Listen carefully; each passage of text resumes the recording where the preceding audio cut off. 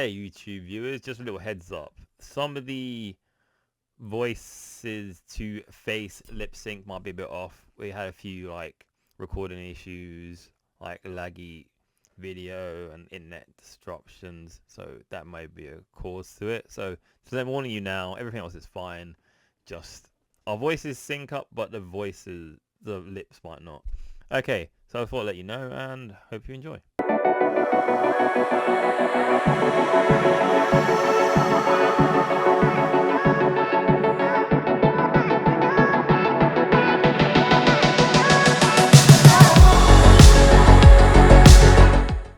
And hi everybody, and welcome to a retro, in a way, episode of Trip Around the Multiverse with your host, the man who got sad the day the snow turned to rain, Carl Charles. And the man that decides to come along and kill you too, if you take too long, CY Chung. And in this episode, we are going back in time to talk about a game that came out 26 years. Oh, bloody hell. 25 years ago. Wait. No, 1999. Yeah, that's it. Was it 1999? That's 27 years ago. Oh, yeah, 1999. What, December? Did it come out December 99? I can't remember, but yeah. It came out in November, December, because I got it for Christmas the year it came out. Okay. So you played. All right. Wait. First introduce game, and then we'll get into it. A game that was going to be the future of games, you know. It sunk so much money into this game, thinking it's going to be an absolute hit. And we'll get to it. We are talking about what's his name? Yu Suzuki inspired game. The mastermind who made this game. We are talking about Shen Mue. Or Shinma. Oh. So you're saying, by the way, that you played this when it came out on Dreamcast. Yep. I played it recently on PC. Yeah. So actually, funny enough, there's settings where the stat is remastered, so there's the standard setting and it looks normal. If you put the super sampling up to 100, it looks really smooth. Yeah. But on my second playthrough, I scaled it down, so I could see what it was like when we were playing to play on Dreamcast, just to change it up a little bit. Yeah. Oh wow. And now I've seen them, instead of them smooth polygon faces, it's like jagged edges and stuff like that. The telephone poles, the lines, they were not lines, they kind of, the jagged polygons, pixels. And I was like, oh, you know what, hey. It was a great time back then. Well, as you're saying, this game it's a strange one, because I did enjoy it, right? But what it is what they call a life simulator. Yes. Because your dad gets killed. Yep. And you're in no hurry to find his killer, apparently. No. You got time to walk around town and ask questions, and they get a job doing the forklifts in the harbour. Yeah. Mm-hmm. It's. Did you enjoy it when you played it? Yeah. So I remember. So I would have been whatever the age was. I enjoyed it at the time. To be fair, I did play it. I played it a couple of times on Dreamcast, and then when they re-released it on the Xbox. Yeah, that was the original Xbox. I played it again, so that would have been like 3 or 4 years later. Oh yeah. And then I say 5 years later. No, it would have been 3 or 4 years. Anyways, and then I played it again during COVID on the Xbox One, and I enjoyed them then. I still enjoy it to this day. I'll say this game is this, and a lot of games that came out with Dreamcast era did shape the formative years of my life. Like this will always have like a high place in my heart for this game, because it's a good thing. It's a good game. It has its. As time goes on, obviously, 2026 vision is but it's good. No, I didn't find it bad actually. So the beginning of the game, right? Your dad gets you find Ine-san. She's like, your dad in the dojo, and then you see Landy just whooping your dad, and then Ryu Hazuki, that's your character. You come in there, Landy just like, bitch, please, goes to kill you. Your dad goes, no, please, I've got the not the Phoenix Mirror, the Dragon Mirror or whatever, the other one, right? And then Landy kills him anyways, right? Walks off and says, "Peace out." Yeah, literally. Like douche. And then, like, oh. then the next day you wake up and did you do, by the way? So on the Steam, there's the achievements, right? Yeah. And one of the achievements is when you wake up, you call the police. And then he goes to the phone to pick up the phone to call the police. He goes, "No, I'd rather solve this myself." Well, okay, yeah. All right. And solving it yourself means walking around for days, asking people questions, and then eventually, it's a bit like a point-and-click adventure, which I do enjoy, and a bit like a detective story, but a real-life version of it, because things they're not going to take that quick as they do in movies or TV series and stuff like that. Like, my first playthrough was over 30 hours, I think, and I was just casually doing stuff. Like, you just ask enough people, and you get a certain amount of clues, and then you go and do that thing. Yeah. But my first playthrough, when I came through from the dojo to the city, I bumped into the old lady who's looking for the house, right? Yeah.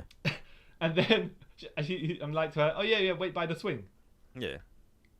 Then I didn't know the focus button, so I was like, "All right, I'll come back. I found the house, but I can't interact with it, so let me leave it. I'll come back at the end of the day or whatever and sort it out." Right? Come back, she's gone. Yeah. Right. Oh, so you missed that time event. So I assumed that I've left the old lady to die because I never saw her for the rest of the playthrough. She's dead on the swing.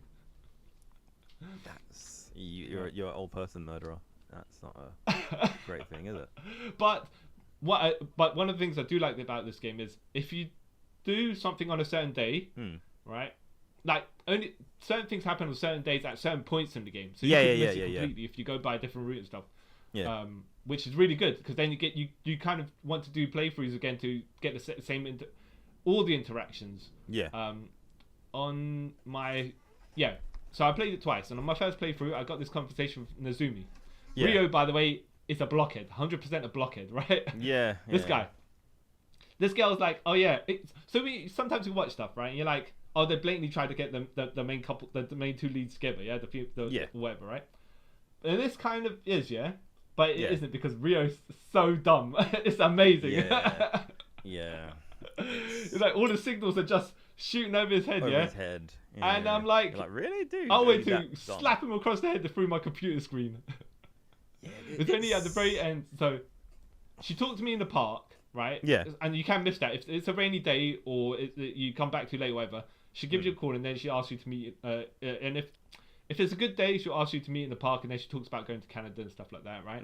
And then and he's like, yeah, sure, yeah. I mean, you should do what's. I'm like, oh my goodness. Fair enough, you do what's best, but he's just like compartmentalized everything that she's saying and going, right. I'm no signals whatsoever. It's like, dude, are you that blind? No reason for her to stay. Yeah, I'm like, oh my god, this idiot. Like, come on, man. He's, but just not just with her. Like in most of his interactions with people, it's like, dude, are you an alien? Because like it's you're not picking up on like social skills and stuff. Like it's weird. Mm-hmm. Like I was reading, trying to get through. I was trying to get all the cutscenes and stuff like that. I was trying to read an achievement guide at the end of it. My second playthrough. Yeah. And you could take from the warehouse. Yeah. And the last day after you get fired, you can take the bus back. Then you can call Nezumi. Yeah. In the phone booth. Yeah. And then Ryu will kind of confess, but not. He'll say, "Nezumi, I," and then she's like, "Oh, I gotta go." And then you can take the bus back to speak to her as well. And then, but my second playthrough, I missed her speaking about Canada. Yeah. But she still speaks to me about Canada. When I get, I was like, huh? Okay. Yeah. Speaking about the hidden cutscenes, did you watch all the hidden cutscenes? Did you find a guide to watch which days and all that stuff? No. I just, to be fair, no, I didn't. Never done all that. It's literally all the times I've done it, I just try to see how quick I can do the game with still getting like most of the story. Yeah, no. Yeah, there is. What hidden ones? There is this cutscene that happens. If you take so long, there's a day that happens with Nezumi on Boxing Day. Now this game starts on the 15th, I think, the 10th, or the 11th of December. Yeah. Yeah, and it does not really go through unless you're casually playing. Yeah. When it runs up against April. That's when Landy decides he's gonna come and kill you because you ain't doing jack. Yeah. But yeah, because I think, because I'm very sure when I completed it the first time, I did it literally in real time as well. I completed it. Wait, so it starts in December, doesn't the game? Yeah. Yeah. I finished on New Year's Eve on the game and in real life when I first completed it. Oh, okay. Yeah. Because I gotta say, I completed like before New Year's, but he seems to take the boat on New Year's for some reason. Yeah. I think it's just you have to do it. I think it's just that. It's just that. I completed it before Christmas because then they had the Santas walking around, and I was like, that's not Christmas Day yet. So, but I like it as it's a casual detective story, and I could just play it in segments at a time. You know, you can play 2 hours there, 2 hours there. It's not like no super hurry to do things. You know. Yeah, because I'd say it's like the fighting is good in it, but there's rarely any fights. Sometimes I think there's only 5 mandatory fights. I randomly encountered other fights as I was going through the game. Yeah, now you're saying that now, I think it's not that many fights at all, is it? It's just like I wasn't say mundane day stuff, but it's like solving clues, all that, and then a fight happens, and then go back to there's more quick time events than there is actually fights. Yeah. Are you a fan of those quick time events, by the way? Yes, I am. Okay. All right. I didn't like them because what I found out is you have to spam the button. Like I press it once, and I think that's it. Yeah. No, you got to press it a couple of times until it starts registering the next bit of it, and then you've got to hit the other button a couple of times as well. What is it? Like you have to hit more than once, and I'm like, oh, jeez. Yeah. Okay, that might be because I don't remember it like that on a Dreamcast. I don't know. But again, I played that like in 1999, so I could be. Do you think, wrong. by the way, do you think there should be a punishment if you mess up the quick times? Let's say you lose the fight as well. I think they should. I think it should pull you over to the next day or something like that. Or not necessarily pull you over the next day. You mess up the quick time, then you're like, all right, well, you need to then do whatever in the waste the time until the next day where you can do the scene again, that sort of thing. Otherwise, because it just automatically comes back to the next thing. So I just feel it'd be nice like if it did that. It should sort of, like you said, instead of like saying you got to do the same thing the next day because like it's kind of repetitive. Like, say you messed up something, it sort of adjusts the game slightly. So rather than say you're chasing someone, it makes the chase longer, or whatever. Or you have to do it an alternative way. Like say you messed it up and then you've got another clue, you've got to ask other people for something, you just do another route to get to the same point. It just gives a bit more variety, I think. But, by the way, did you spend all the time training in the parking lot? No. I think lots of stuff like that I just kind of tried to breeze through it as quick as I could because it's Let me ask, did you ever beat strange as well, there's no achievement for this, but did you ever beat that crackhead Chai? I don't think I did. In the arcade? I only said for the time I feel like it's scripted you for you to beat him, but I don't think I did. Yeah. So you find him twice. You find once in the arcade and once at the end of the game. And the end of the game one is really easy. Yeah. The arcade one, you're not meant to win. No. Which is funny, actually. Let me say. I'll get to that in just a second, right? But all right, so you know it's the models, right? The how the textures are and whatever, right? Yeah. So everyone's teeth is like white bars and stuff, if you know what I mean, circular. Yeah. Yeah. Yeah. So Chai looks like he's got his spiked teeth, right? Yeah. And it's black as it's dark as well, right? It's meant to be transparent, like you're meant to see gaps in the teeth. Yeah. But I think how they modelled it was just gave him the mouth frame and then coloured everything black and then coloured in the V shapes for his actual teeth. Because when he opens his mouth, you can't see through the black. But then there's the bit where in the arcade where he takes your travel ticket and eats it, and I'm like, okay, so how are they gonna animate this, right? And for some reason they've decided, okay, that's the one time they're gonna do his teeth properly. Yeah, like come on, man. I get shortcuts, but come on, man. But so you're saying you never beat Chai in the arcade? Nah. I think one of my playthroughs I might have, like later on when I got great at it, but no. So on my second playthrough, any spare time I had, I just spent mastering, just training in the car parking lot or the dojo or something, training the throws in the dojo and training the punches and kicks, like standard punches and kicks, until I've mastered one and then I move on to the other in the parking lot because I was like, I'm going to get this guy. I'm going to get this guy. Yeah. Fight him in the arcade and I'm going to beat him, right? Yeah. And even then, it took me ages to do. I don't know how many times I did it, but I know I played 2 segments of him just taunting me with the cutscene and then fighting. And what is awkward was, I think the biggest enemy in this, when you have to fight Chai in the arcade, is the camera angle, because it's if the characters maneuver in that 3D space where they're directly in front of you, where the cabinet is, you can't see the attacks that Chai's, like Ryu's blocking it, the viewpoint, so you don't know how to time the parry, or Chai could be also doing it, you know. Yeah. It is. I was like, oh boy, And so I just tried to keep on adjusting Ryu to be like on a 2D plane, so I could see when Chai's how Chai's attacking. Yeah. And I've also I end up having to master the parry. So it's parry, right? Yeah. But the problem with the parry is when you parry and you go to grab. Yeah. He steps in the direction that he's parried in. Not where Chai is. You don't step forward, for example, into the direction of Chai. Yeah. You parry, and say your foots are like it. You parried him to the side, and both of you are in that V shape. Yeah. Facing the forward. Yeah. Ryu will step forward with his head looking at Chai. I'm like, what are you doing? He's not even there where you. That's stupid. So end up. So I had to make sure that I was kind of straight with him if I was going to do a throw. Otherwise, it'll be a punch or a kick. And that the amount of times I'm going to parry, do like a punch or a kick, it takes a while to do. But because have you ever played Dark Souls? No. Yeah. Okay. Have you ever played Blasphemous? No. Okay.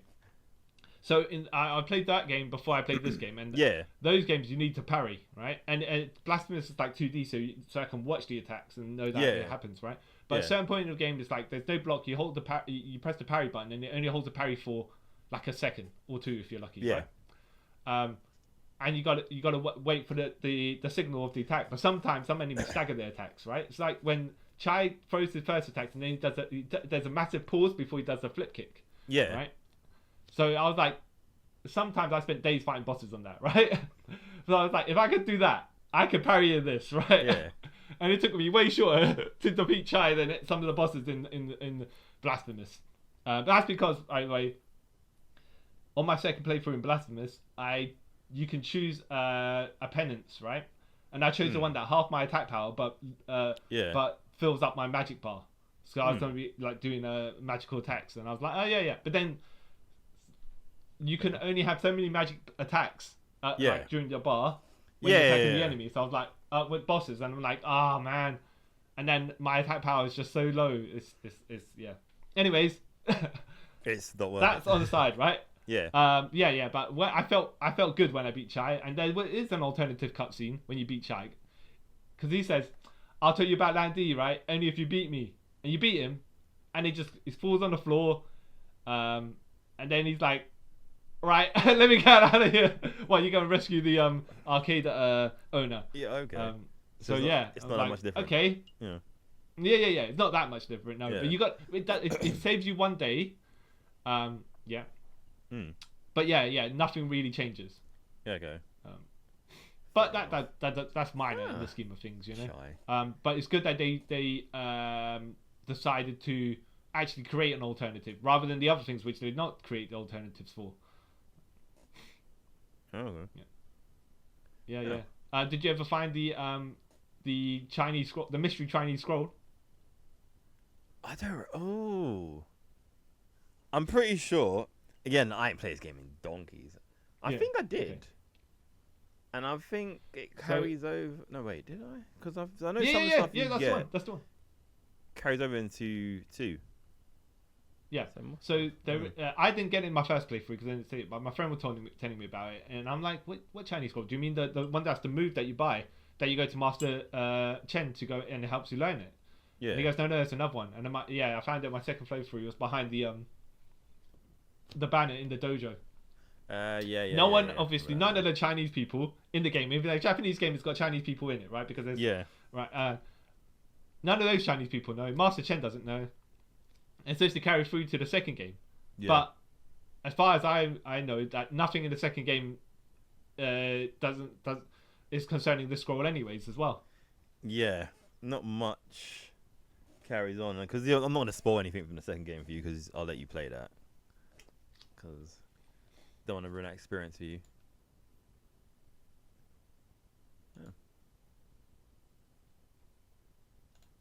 Hello?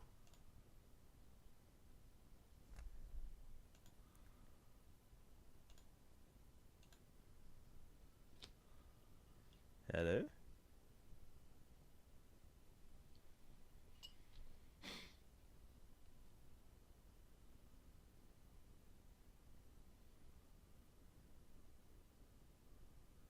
Hello?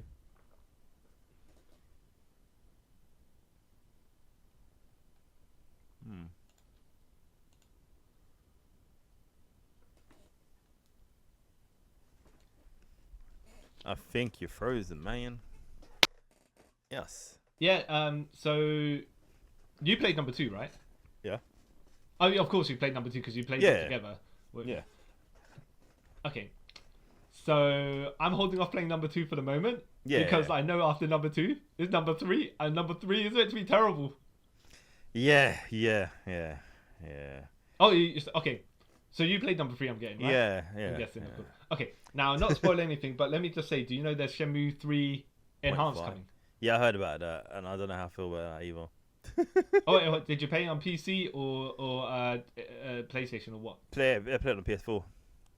Alright, so the enhanced version is meant to come on PC and I think all the other consoles.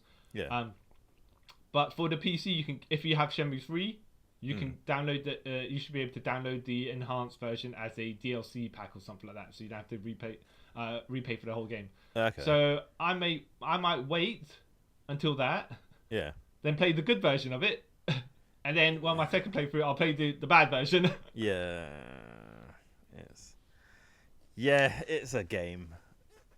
Okay. Okay. All right, we'll leave it at that because leave it as that means because I don't want any spoilers for no, because like I was gonna say, it's not any spoilers about the game itself, like story wise or anything.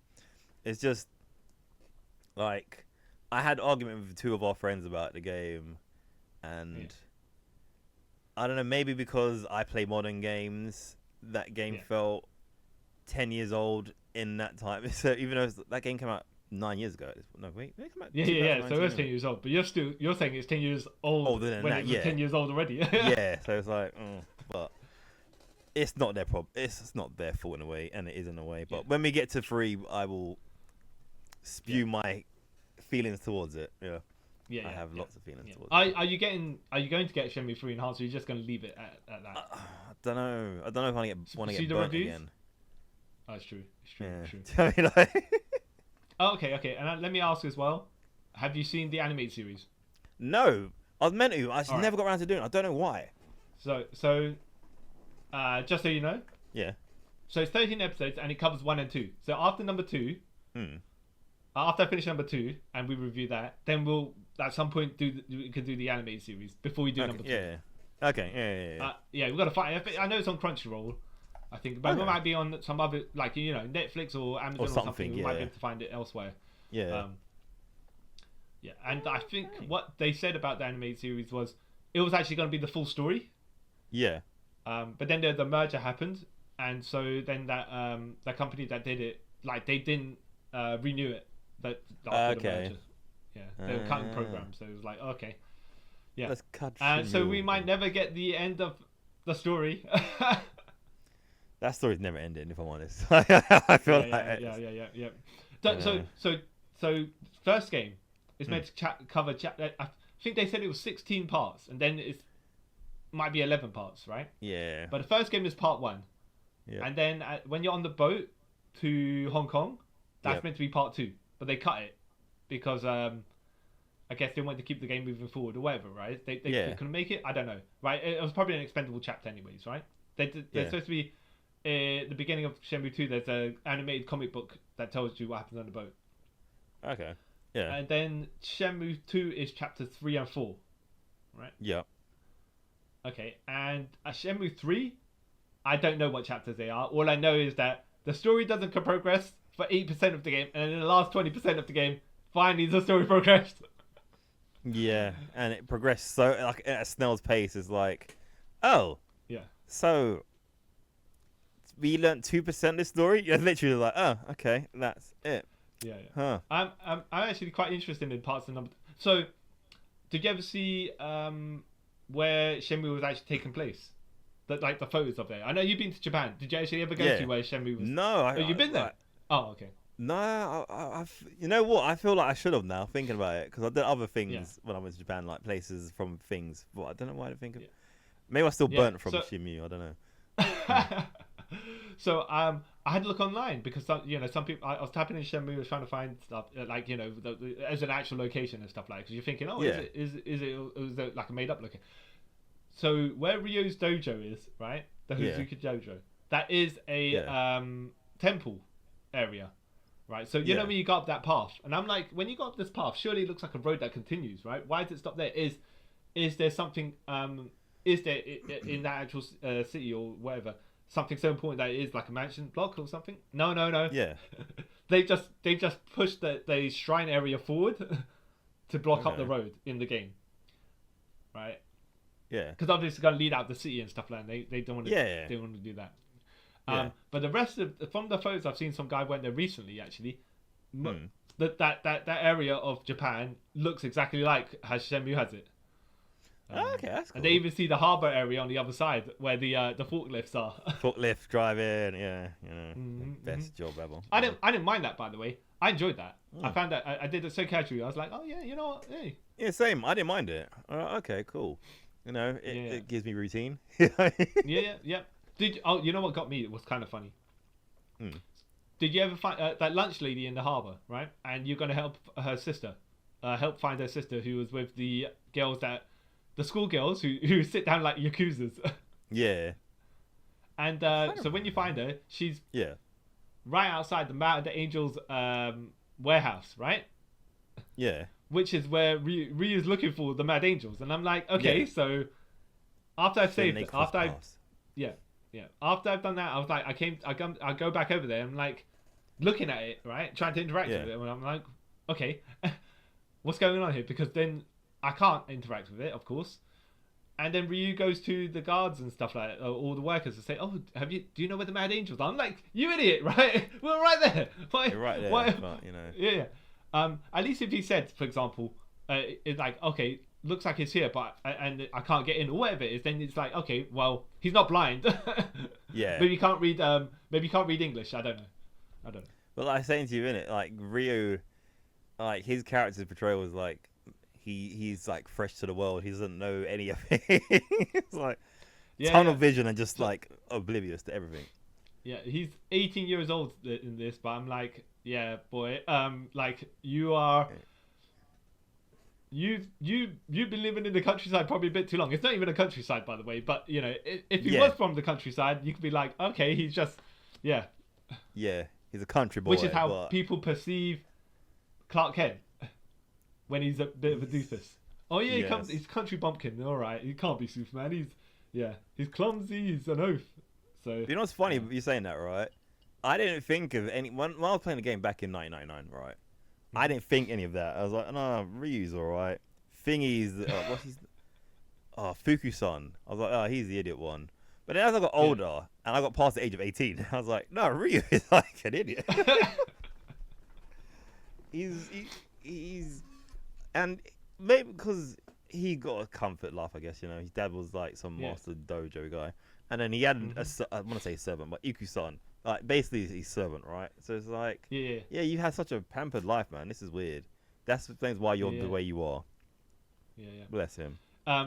If you ever, by the way, go to that part of Japan, I think when you get off the train, they've got a leaflet. It's like a Shenmue the locations of Shen Mue leaflet for you for tourists to go and pick up and go and look at.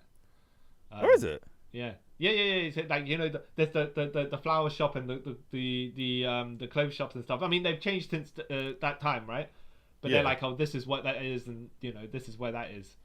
Okay, so I'm that's like, really oh, cool. that's cool, because then you can find the parking lot, right? You can do some training there.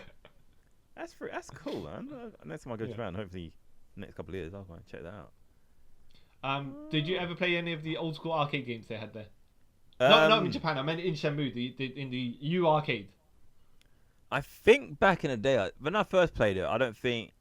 You know what? No, I remember the first time when I first played the game. I was also into like just getting like up the story. I was into the story. I didn't play any arcade games.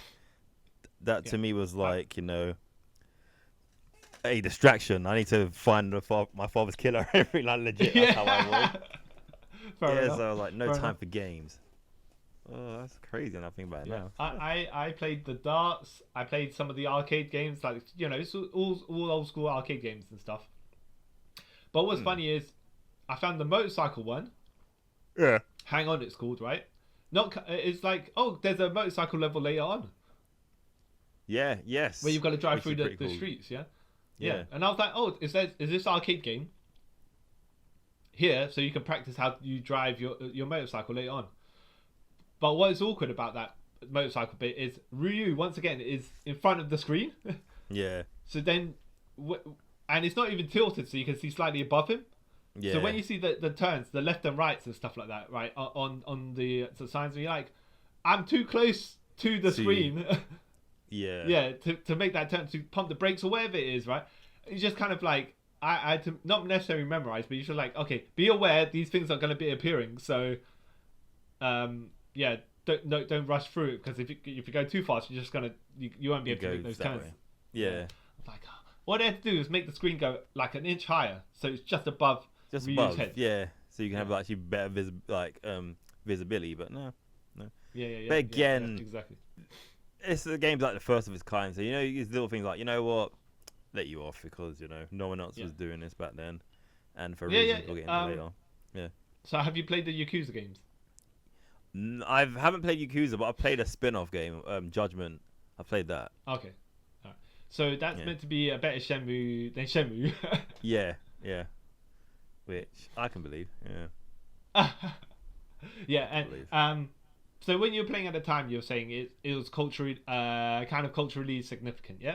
Yes. Because I'm playing it way after the fact, and I still enjoyed it. Yeah. Even though like it's retro, and I'm cool with that. Yeah. Yeah. So I'm intrigued to know the games that did it but better, because they did the advancements. But then for some reason, like we were saying before, Shenmue 3 decided forget that. Forget that. I want to stick in the time the first game come out, and yeah. Oh, you can tell me it's not.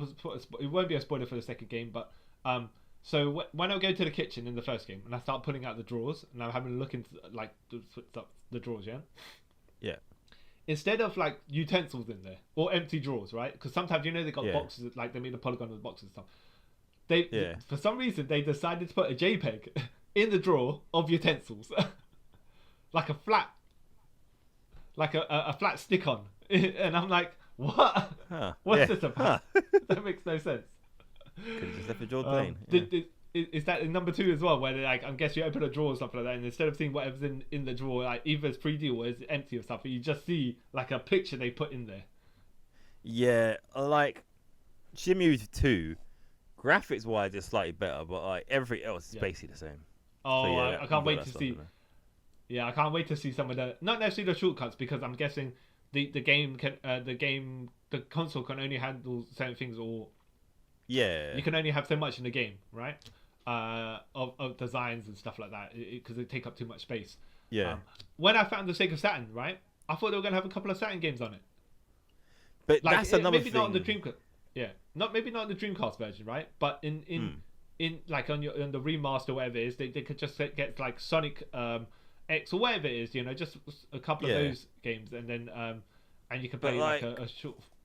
I think for that, I think the remaster stuff, I'm not gonna say it like effort, but I think there was like, okay, let's just try and get this out as quick as we can, sort of thing. And the thing that what always threw me off about the Saturn bin is like, okay, so this game is like time accurate until why have you put the Saturn? I mean, like, Saturn come for like 10 years because that game is set in '87, isn't it? Yeah, so it's like, but yeah, but would even a Master System be around by that point? It'll be Master System. So in the UK, the first Master System was actually the Master System 3. Yeah. I think, or it was either the 2 or the 3. It definitely wasn't the first one. So at this point in this game, 86, maybe they would have had the Master System 1.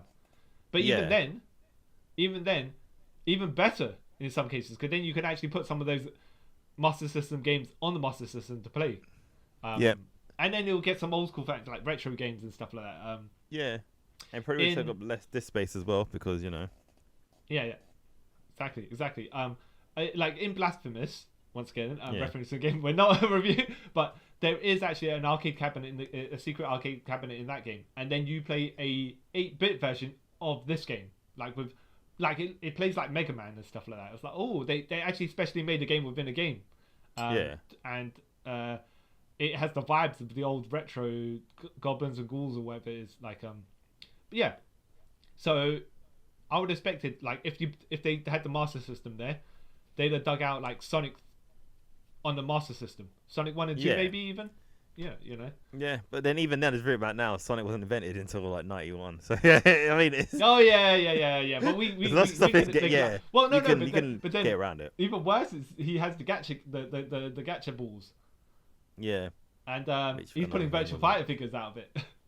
Yeah, and nights into dreams. Yeah.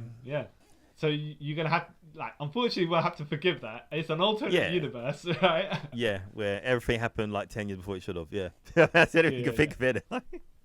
Or Sega-wise, anyway, their ventures came out 10 years before they should have. Yeah. In that dimension as well, Sega probably still make consoles to this day. Yeah. Oh my goodness. It would be funny in Shenmue 3. I'm not saying it will happen, and I know you played it, so you're going to probably tell me whether it happens or not, but for some reason, in the Chinese village that he's in, so he pulls out a Dreamcast somewhere. I'm trying to remember if he does, It's I think they kind of scale back on that stuff at this point. It's like, because, that's unfortunate. Oh, yeah, that's what I was going to mention. So, because Shenmue 1 was based on that area of Japan. When he goes to Hong Kong in Shenmue 2, I wonder, right, if I recognize any of the places there, like specific streets and stuff like that. Yeah, maybe that'd be pretty cool. Yeah, because I know it's set in Kowloon. Yeah. I've been past So it's just one of those things where do I recognize, is Victoria Harbour there and that stuff? Yeah. I wonder. So how long did it take you to complete the game, the first game? On your first playthrough, you don't even I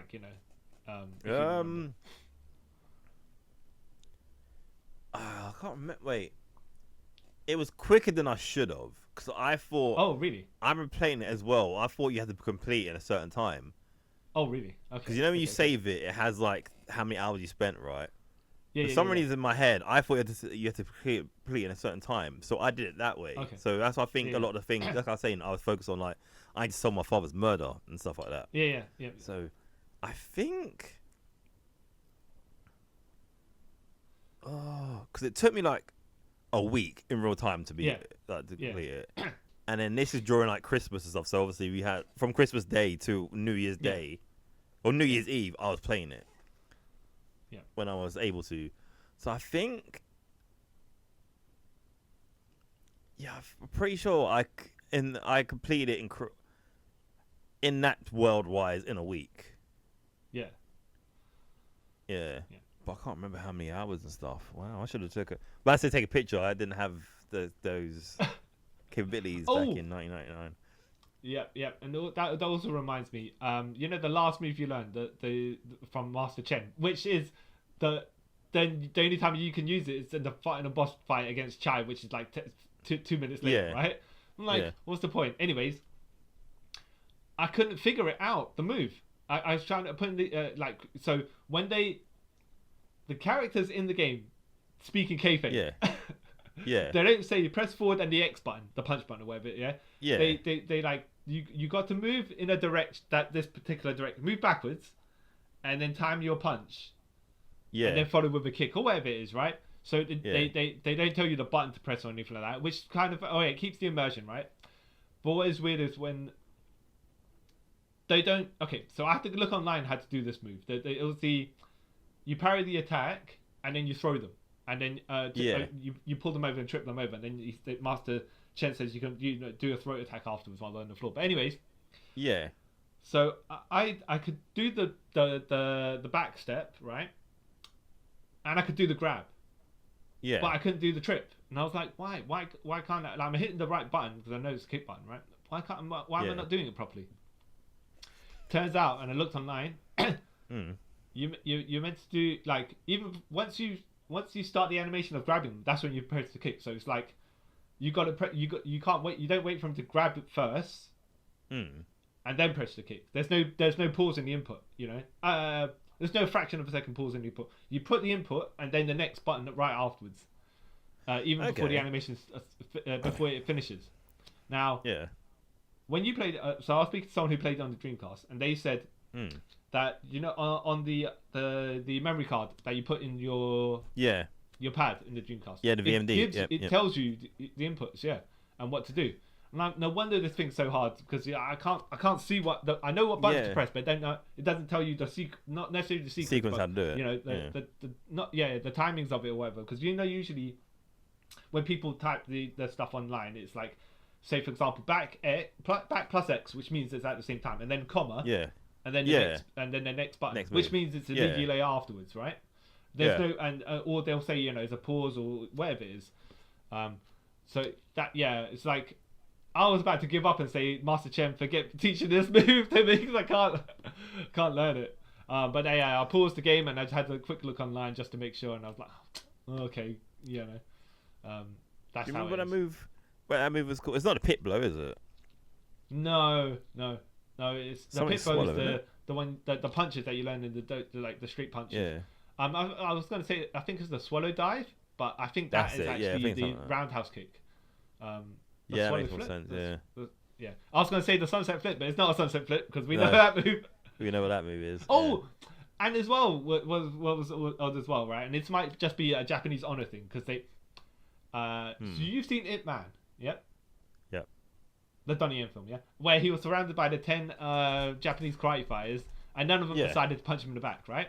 Usually in these films, people are like, oh yeah, everyone lines up to get beat up, right? The hero, yeah. Yeah. But because it's Japanese and they have honor, you could be like, they don't attack people from behind. That's how they roll, right? Not Yakuza Japanese, but I'm like, honorable.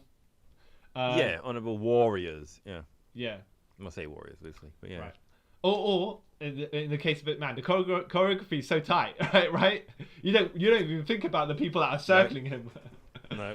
But so when I was fighting Chai, and I think you can parry him, or he does the flip kick or whatever, and you can spin him around to the other side.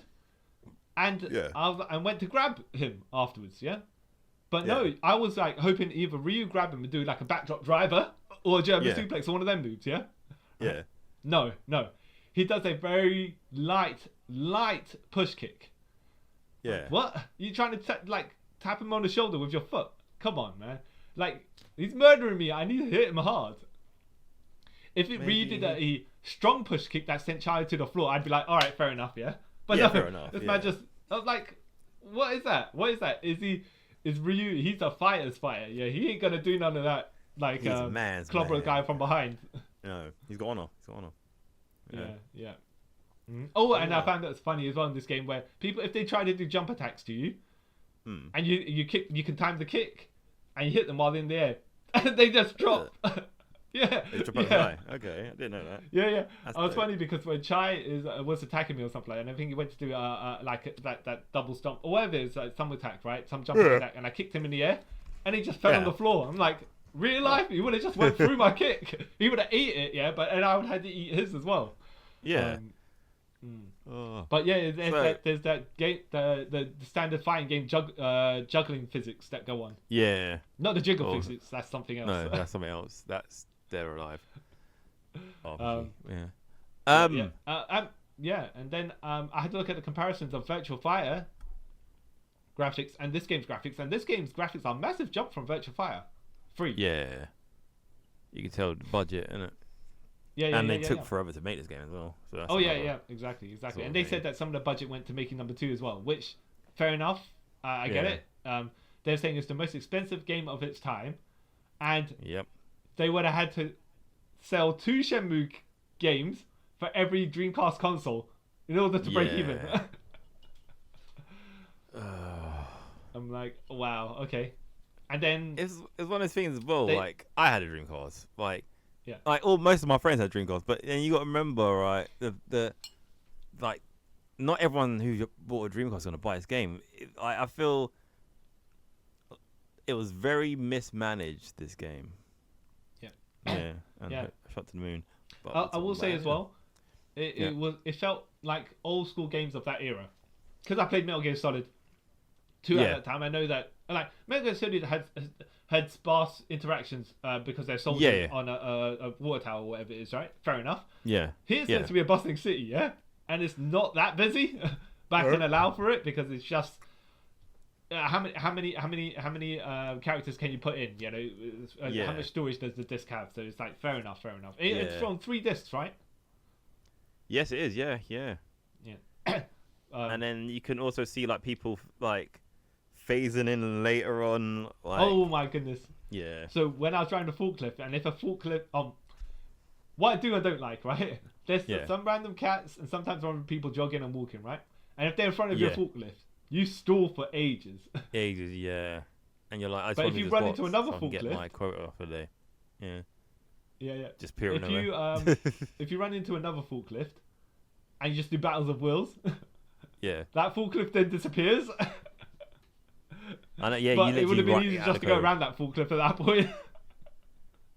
So much funny things about this game, man.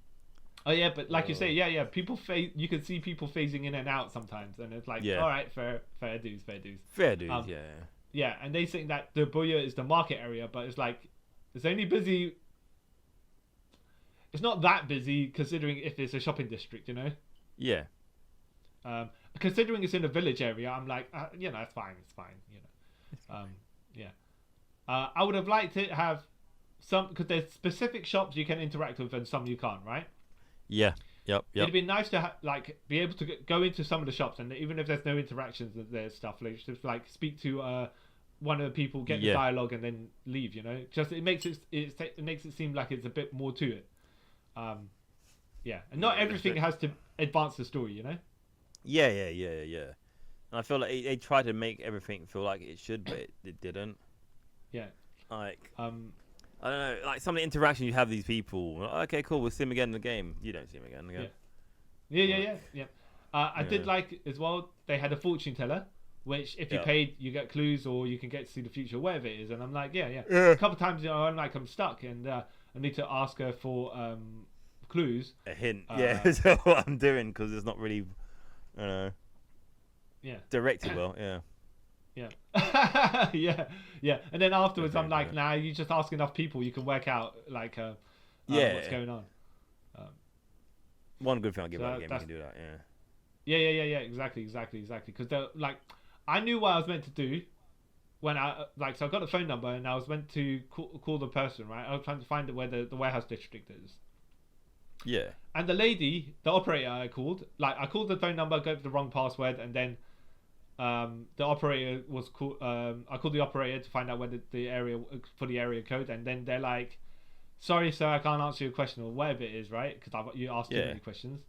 And then I tried to call her back, and then he's like, "Nah, she's not gonna answer my questions." I'm like, "Okay, let me go home and call her from the phone there." And he decided, "Nah, he's not gonna call her because he's apparently way too embarrassed to call back the operator." I don't know.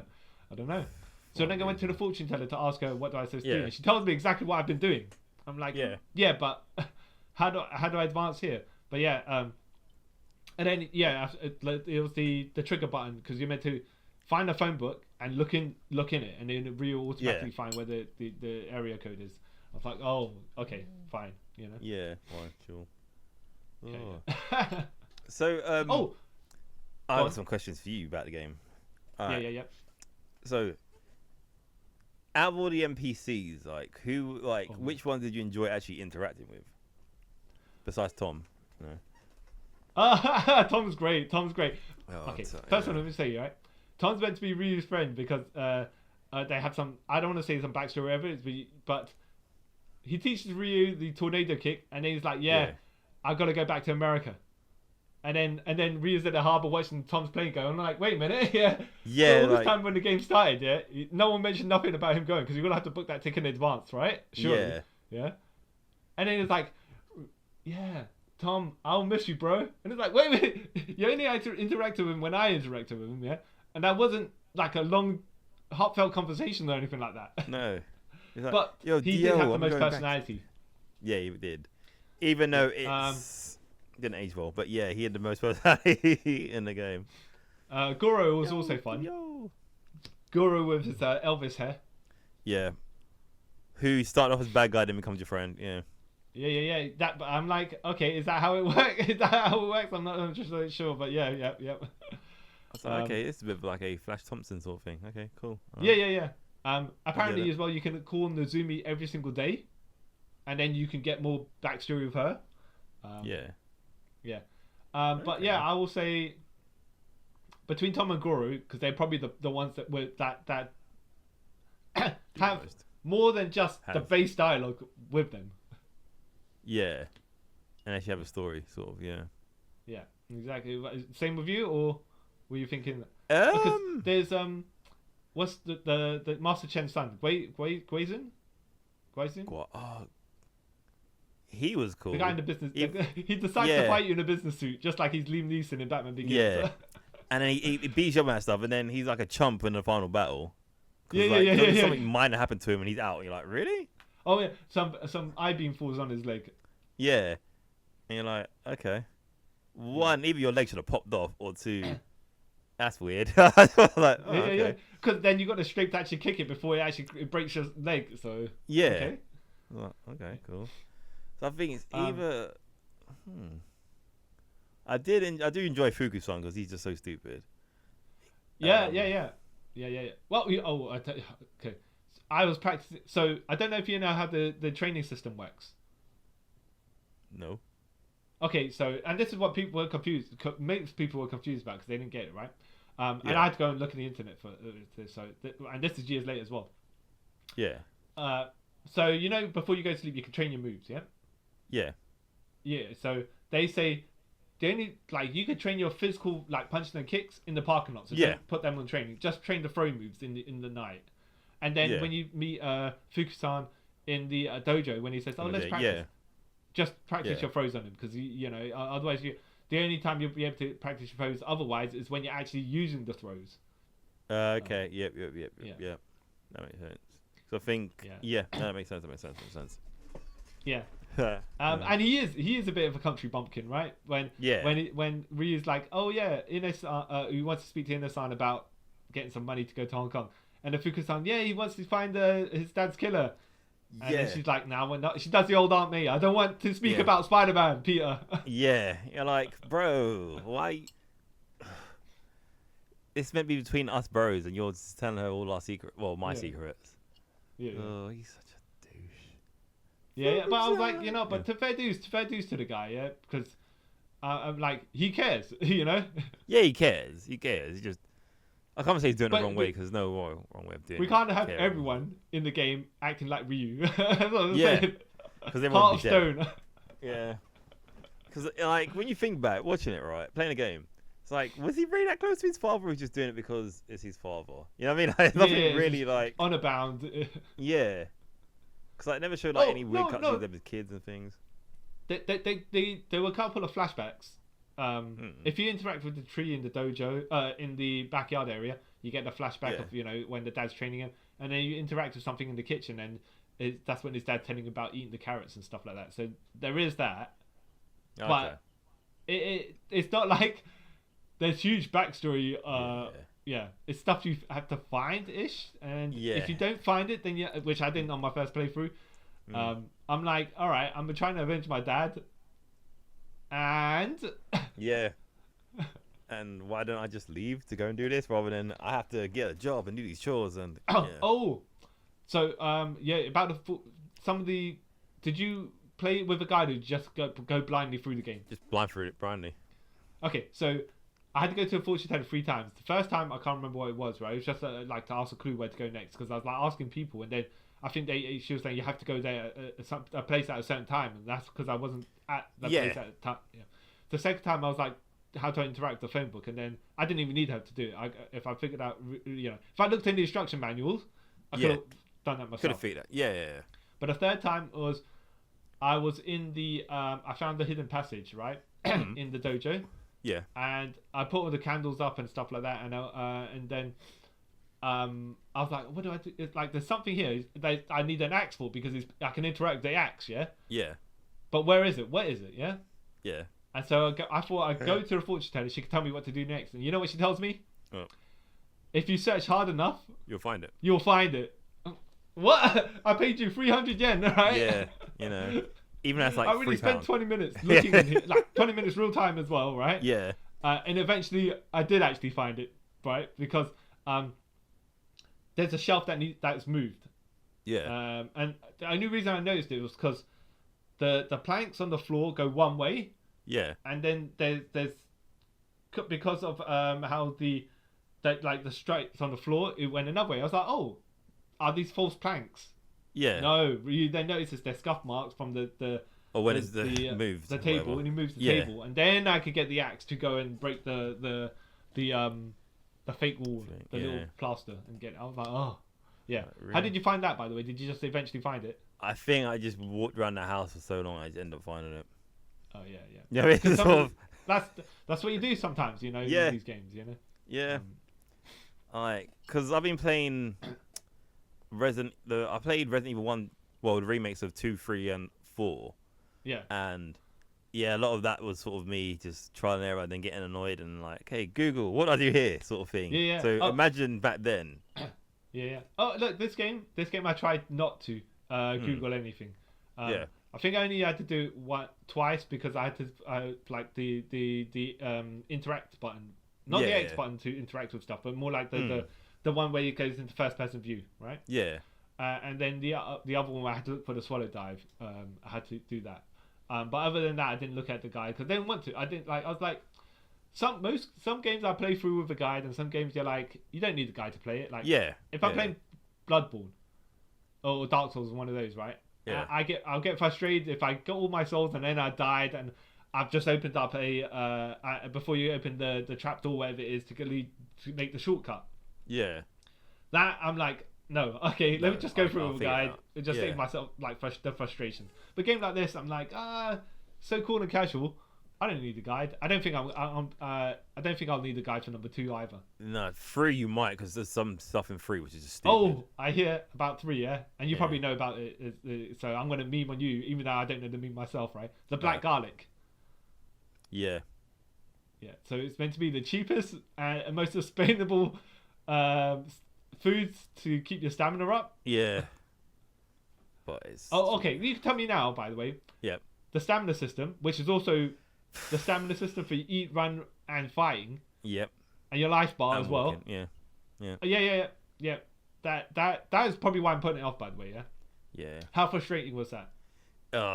It was the worst. This is literally why I hate that game. That's one of the reasons I hate that game. Like, really, I'm walking and my stamina's going. And one of our friends tried to justify it. It's like, oh, it's like real life. Like, no. I don't play games for real life. I play games that escape from real life. So if I have to, in this game that's set in the past, I've got to buy food just for me to walk, not run to walk. Yeah. No, it's dumb. I powered through it, but it was like, this is dumb. But apparently they're taking it out for the enhanced version. Yeah. Or maybe they make it separate, like the 2 separate. Probably get to choose or whatever. Yeah. But I will say number 1, right? You could just hold the run button and run everywhere. You don't need which to. I was doing. Yeah, exactly. Yeah. Which is probably going to be how jarring it is when I play number 2 and then play number 3 and go, what? I have to think about when I run. Yeah. Yeah. By the way, when he runs out of stamina in number 3, does he just flop on the floor? No, like, I guess a certain point. So, like, the life is those little balls in the thing. I think once you get to, like, the final 4, it will stay there, but you can't run or anything off of that. It's like, so what's the point? And then you get fight dead right away. It would have been funny if you just flop on the floor and then you wake up next day in your Next bed. day, That's the day gone. Yep, that would be hilarious. Like, oh, how did I get here? They found you in the village and brought you back to me. Like, oh, okay. Oh, what's funny as well, the girl that you have your visions about. The girl in the intro as well with the eagle. Yeah. She doesn't even appear in this game. No. She appears in number 2, yeah. 2 for like a minute, and then. Oh really? Yeah. Oh, hold on, okay. Now, not spoiling everything because you just said she spent. I expected you go to Hong Kong and you find this girl. You're saying you don't even find her till the end of the game. What? Yep. When you leave Hong Kong. Yeah. It's Well, you know, I'm semi not surprised. Yeah. No. It's they in the alternate universe where this game succeeded, we would probably get up to the final chapter at this point, like 26 years later. You know. Yeah. So, did you see the fake trailer for Shen Mue 4? No. Oh, okay. Is it I should send you the link to the fake trailer for Shen Mue 4. What the guy did with the AI fake trailer, which was smart. He must have said to the engine, make it look like I filmed it off my mobile. Yeah. E3 or whatever it is, right? Yeah. So then you know the graphics are skewed and stuff. Yeah. Like it's found footage, not necessarily found footage, but pirated footage. Yeah. And then I think after people were saying it's a hoax, whatever, he actually put out the actual trailer, the fake version of the trailer, the proper version. But there was a bit, the dude with the in number 2, the Chinese guy with the white do-rag. And the blue sleeveless. Yeah. I know what you're talking about. Yeah. I'm not gonna say his name or anything. So people were breaking down the fake trailer. Yeah. And they were saying, okay, his face. There's a scene where his face is where it's his costume, but Rio's face. Yeah. So people are like, oh, maybe as part of the game. Yeah. You've got to dress up as him and do something. Not necessarily that was justifying it, but. The when it first comes, people are like, oh, this, that, and the other. Maybe this means that and the other. And it's harder to do, by the way. To look at something that's CG already, like a video game, and say that's AI, because they'll always clip, for the trailers, they'll clip parts and everything like that. Yeah.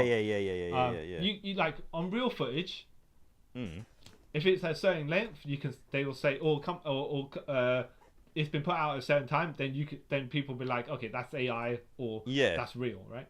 But when it's not something that's looking real life to begin with, it got people's hopes up. But what's funny as well is because the people also breaking down the trailer was like, so Ryu is, the camera is he's walking like it's steps, yeah. He's supposed to be walking down, right? The camera's following him down, but he's going up. Sorry. Yeah. So it didn't sync there. People were like, okay, what's happening there? But then it turns out to be a fake Shen Mue 4 trailer. Yeah, of course. And the thing is, like, because people want it so bad, I don't understand why. I get it. I do understand why. I don't understand at the same time. Right. They will like overlook things like that because like there's so many fake trailers for lots of things, and someone who's not interested in it will see it like, hey, that's fake, obviously. But you get people who are like, no, they look so real. Like, nah, dude, come on, you're making yourself want to believe it's real, but that is so janky because that person has like 6 fingers or something. It's so obvious. Like, how you miss that? Yeah. I will say as well. Criticizing 3 in advance, by the way. Yeah, go for it. The fighting system's meant to be messed up as well. Yeah, it's crap. Yeah. So these are the things I'm not looking forward to, which is why I'm still doing it. Yeah, I'll say if you put it off as long as you can, it's just Yeah, but I'm hoping when Shen Mue 3 Enhanced comes out, they'll rejig the fighting system back to the normal one, but I don't know if they want to do that because that might be a whole different. Yeah, and I feel like it's gonna sound really bad. I feel like a well-meant cash grab like Shen Mue Enhancement be, but they're not gonna go that all out to sort of like do all this stuff because I don't think they made enough money to sort of do any of that stuff, you know. Because the whole Kickstarter it's thing like crap. But then it's for the people that buy Street Fighter 4, and then there's Ultra Street Fighter 4, and then Ultra Street Fighter 4 Super, or whatever, you know. Yeah, but at least like you get around with like Street Fighter because you know Street Fighter actually has like a huge fan base. Shen Mue is so niche. It's hard, isn't it? Because you know. Well, by the way, did you know? I think when they put Street Fighter 4 out. And then the people that bought it, and then like a couple of months later, whatever they did, maybe a year later, they got Ultra Street Fighter 4. You know what they gave to the people that already bought the original game? Nothing. There's characters like special, I think, painted version of the characters, or like a different paint skin. And they're like, oh yeah, okay. So you spent £60 or whatever it is buy Street Fighter 4, right? Yeah. And now we make you spend another £60 buying Street Fighter 4 Ultra, and here you get these little skins in return, like. Okay. Yeah. If you say so. Because I remember, I could be very wrong about this. When it got to your thing, Street Fighter, Ultra Street Fighter 4 Arcade Edition, it was right. Yeah. I'm pretty sure they just did if you already have those ones, or if you had the one previous, you pay like a tenner, you get upgraded to the newer one. Oh really? Okay. Yeah. Okay. So I was like, okay. But that depends if you bought the downloaded version and not the physical version, right? But even if you had physical, you get you pay the $10 like on Xbox Live or whatever, and you download but how the extension. How do they know if you have it? Did they tell you to put the barcode in, or like what's the disc in it? If you got the disc version, you put a disc in, and it will read that you got this. Yeah. Okay. Gotcha. Yeah. So I think they've done that with a few games, but then how the game's going back nowadays, I don't think they'll do it. You know. Yeah. You know, by the way, how much did you pay for Shenmue 3? I want to say I paid 30 for it. Okay. But okay, right. So since I bought it on Steam, by the way, do you want Shenmue 1 and 2 together remastered? Do you want to take a guess how much I bought it for? I want to say $5.99. No. What? Less than that? Yeah. $2.99? Almost. I think it was $3.99. No. It was less than £3. It was okay. £2 something.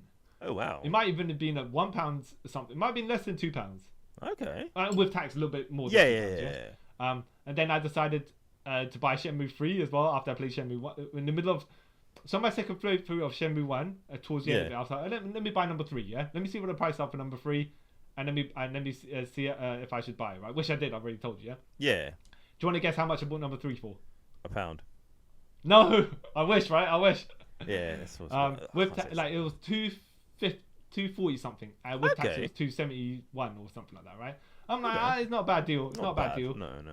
I thought though when I bought it, it was Shenmue 3 Enhanced, and then you could click it as a whole pack. But no, it turns out Shenmue 3 Enhanced is coming out sometime this year. Yeah.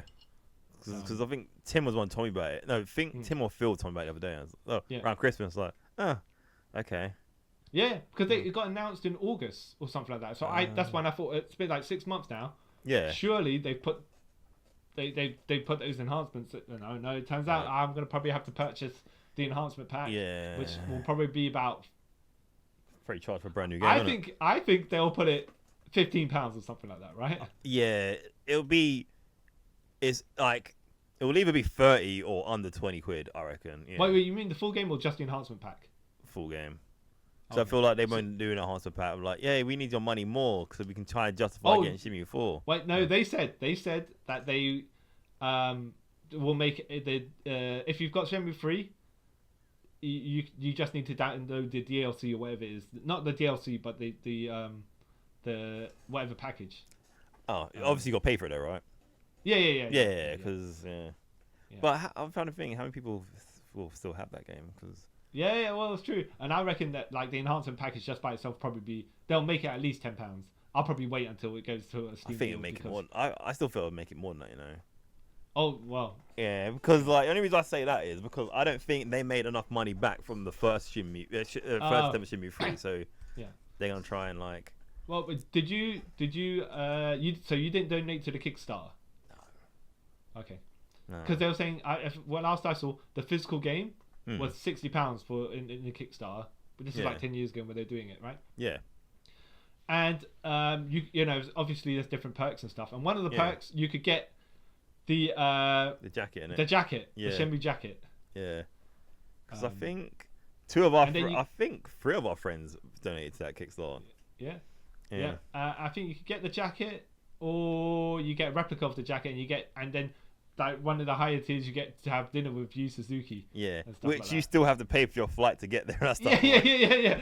But the point is, if you've got the money to pay for the flight to Japan, right, and you got the money to put down the donation for the Kickstarter, you got that's all right, right? Yeah. It don't matter. Money don't matter to you at that point. No, it doesn't. It doesn't, because if you want to spend that much on this game, yeah. Like, I had so much reservations against number 3 because I didn't like how it was advertised. Okay. How do you mean? So, like, you know, it was that one to E3. Well, I'm going to just say it on top of my head. E3 2017, because I can't remember what it was, right? Yeah. And, like, it was on the Sony stage as well. And how they kind of, like, present is like, yeah, we got something to do with this. And so I was like, okay, Sony's helping rather than whoever.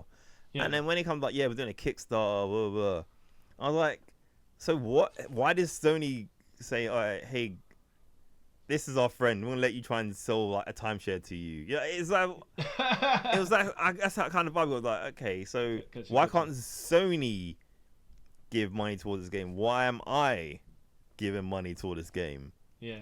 Like, if he's, Well, it seemed like what it was that they've already supported the game and they were trying to get the pre-orders or whatever it is to like a certain amount of sales Kickstarter, so they know they've made a certain amount of money back, and then they only have to budget a certain amount as well. And it made like over 7 million or something like that. Which for a game, a AAA game, by the way, they're saying it's not that much. No, I think they're saying Sony or whoever it is back the rest of it, right? But these AAA games, by the way, like Spider-Man 2018 and stuff, they cost like hundreds of millions to make. That's why, like, nowadays, that's why the gaming market nowadays is messed up. Because, like, if a game does well, but not well enough to the standards, it's gone. Yeah. And it's and then people like me wait for the Steam deals before buy it. But we're talking about a game that's like 10 years old and stuff. It's not like recent games. I've looked for Dark Souls 3, by the way, and even that the lowest that's ever gone is half price, which is then still 20 something pounds. Yeah, that's mad. Yeah, and that's that's a good like 5 years old at this point, isn't it? More, Dark Souls 3. Yeah, more than that. Yeah, probably 7 years old. It's mad, and it's still that. It's crazy. And then I see games like Max Payne 1, 2, and 3. Under like when it was on Steam sales, like each of them are under like £3. I'm like, okay, but then again, I'm guessing they can afford that because when those Max Payne games came out, they probably made like a crap ton of money. So it's like, we're just living off royalties, whatever. But I went to look at the Metal Gear Solid collection, Metal Gear 1 and 2, £30. Wow. Yeah, it's crazy, man. So no, not Metal Gear Solid. Yeah, Metal Gear Solid 1 and 2. So there is Metal Gear 1 and 2, and that is. You'd have thought, okay, maybe there's a £10 £5, right, for both of them. No, it's like a 10 or something, like 15 even. Yeah, I couldn't just. I'm like, they're making money from their retro games. These games already made their money way back in the day. Right? Yeah, when money meant something. yeah. Like there's the Final Fantasy collection. You can get Final Fantasy 1, 2, 3 to 6 on that, and that's like you could get 1 and 2 together, 3 and 4 together, 5 and 6 together, right? Yeah. And it's like 15, £20 for just those, that set of that collection. I'm like, okay, it's crazy, man. Yeah, goodness knows. Like, I think 7 is by itself, and I think 8 is by itself, right?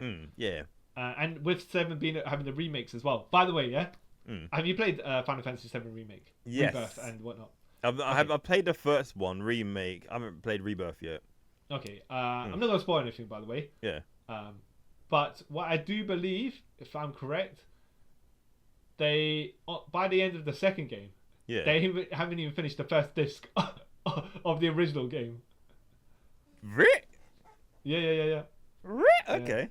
Yeah. Because I know they don't not even halfway through. I don't think don't even go to the city of the ancients. I think. Yeah. At the end of the first of Rebirth, right? Which one is it? Final Fantasy Rebirth is the second one. That's what okay, naming is annoying. Yeah. Okay. Final Fantasy Remake. I think at the end of that disc, if you can tell me if I'm wrong, that's when you get out of Midgar.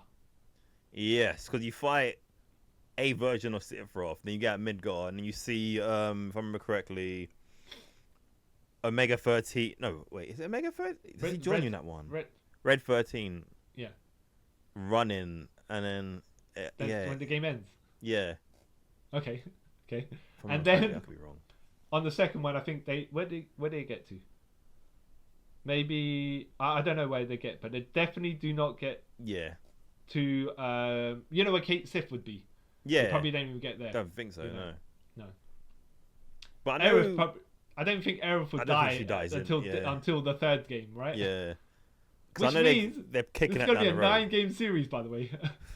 Well, that's if Square Enix survives that long, yeah. But I know that it's not a direct remake because of stuff.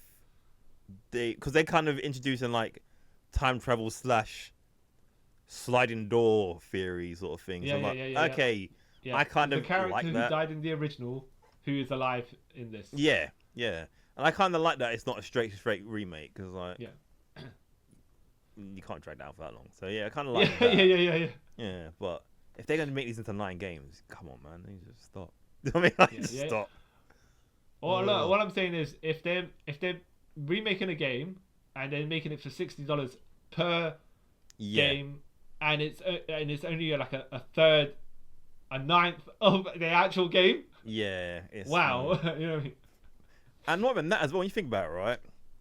If you're making 9 games, and people who remember Final Fantasy properly, right, were people probably say born in the 80s, lived in the 90s, right? Yeah. We're aging up, so it's like by the time you get to your 9, the people who probably play your games are probably probably can't afford to play your game anymore because of like life stuff. Or the economics dead. As well. Yeah, so it's like, you kind of hurry this up. Funny enough, we say that as well, but games back in the day were about. How much did you get? Did you ever get told how much they got you Shenmue for? No, I'm trying to remember how much games were back then.